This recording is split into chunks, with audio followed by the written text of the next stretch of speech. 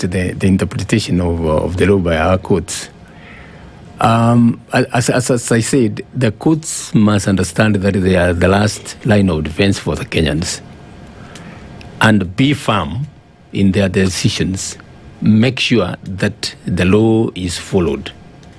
When the law is not followed, you have the Haiti kind of situation. We don't want to go there.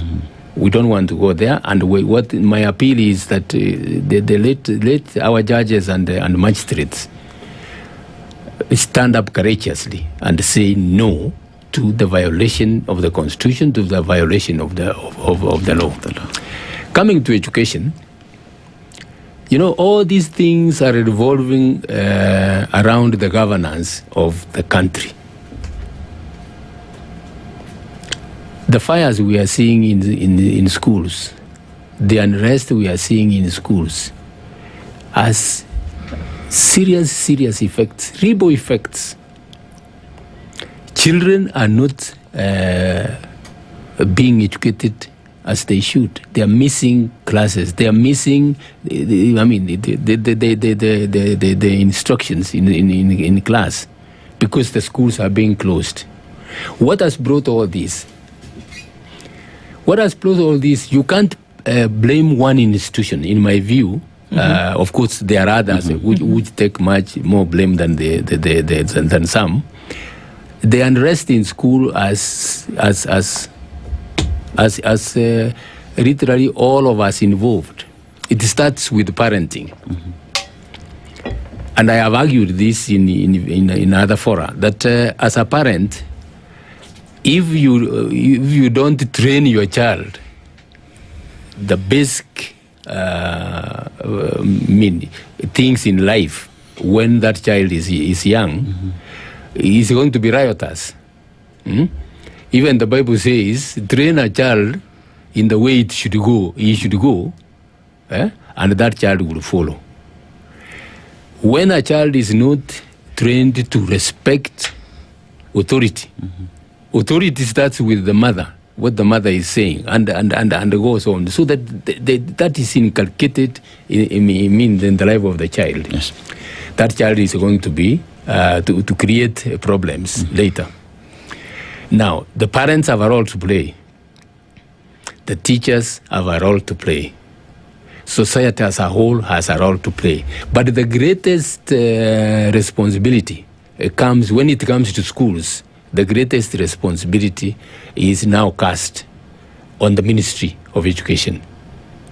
The Ministry of Education, in this case, in my view, especially the fires that we are seeing, the Ministry of Education is supposed to bring all the stakeholders together. The parents, the children themselves, they should be heard why they are setting the schools on fire, and the matter discussed. In other words, don't treat the symptoms. Go to the cause of the problem and deal with it. Now, the ministry, instead of doing that, it is glossing over such a very serious issues. We have had these fires, we have had deaths. It started, was it Bombolulu? Yes. Bombolulu, we had Changuli, we had Nairobi girls. The last one was Utumishi. Children have died. Kenyans have died. Kenyan children have died. What is more serious than that? Now, as I said, all this is coming up, and the talk we are hearing is that even the teachers themselves are aggrieved. Some are being transferred, willy-nilly. Promotions are being given to others, and the others are left out. So it's a whole problem that capitation, as you said, is not being sent to the schools. How are the schools supposed to manage? How does a principal feed children if he does not have money? So all these are the problems that the ministry knows, and the ministry should get all these actors together, play its part, bring all these stakeholders together and deal with that problem once and for all. But because, as I said, we are not bothered about some of the what happens, and we are not shouting loud enough, in my view, we are going to continue having children dying. We are continuing to have children setting fire and killing their fellow students. Because we're not addressing the issue. Because we are not addressing the issues. There is drug abuse going to even schools. My friend, if we don't contain these acts, we are all in this boat, and we are going to suffer very badly.